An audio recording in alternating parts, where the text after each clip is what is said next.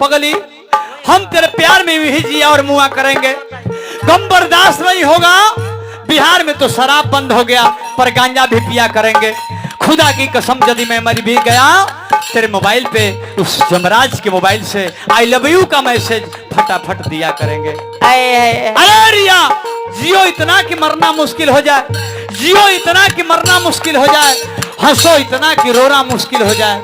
किसी को चाहना अच्छी बात है, किसी को चाहना अच्छी बात है, पर मत इतना चाहो जिसे भुलाना मुश्किल हो जाए। तोहरा बिना जीना तो सवाल हो गई,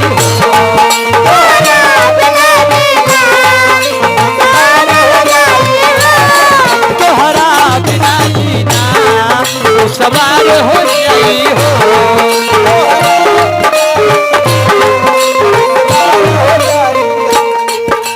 भरल जवानी जान बेकार हो जाई हो,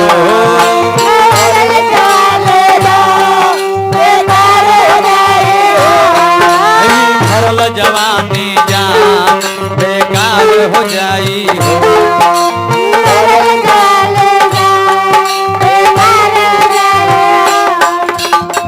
लभो के गगरिया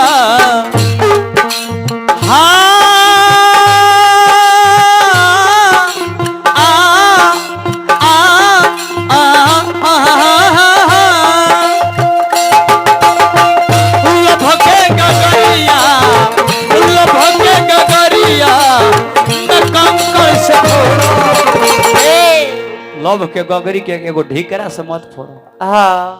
लव बहुत, भगवान love his God, love his blind, love है सब कुछ बड़े, उनका फेर में मत पड़ा धोती वाले के। इतना गर्मी लग रहा है कि दुनिया, गर्मी इतनी लग रही है, बताइए इनका तुकबंदी देखिए कहाँ जा रहा है कि दुनिया जंघिया और गंजी पर सो रहा है, तो काहे ना जंघिया पर गावे आयल हली रे हुआ। इतना गर्मी लगी थे तो धोतिया खोल के सोत जाना।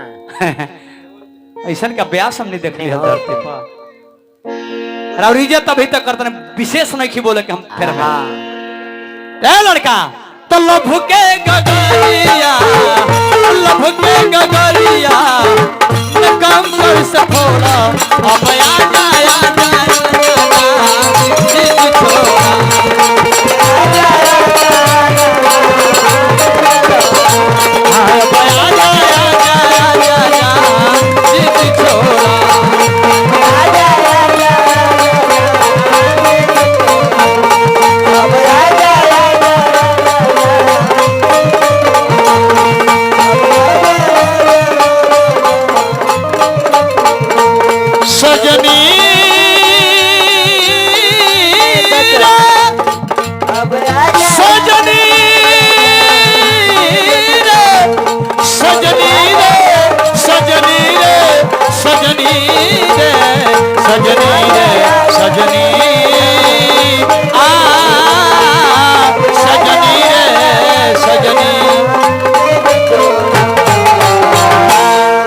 एगो और नई का गीत भाई।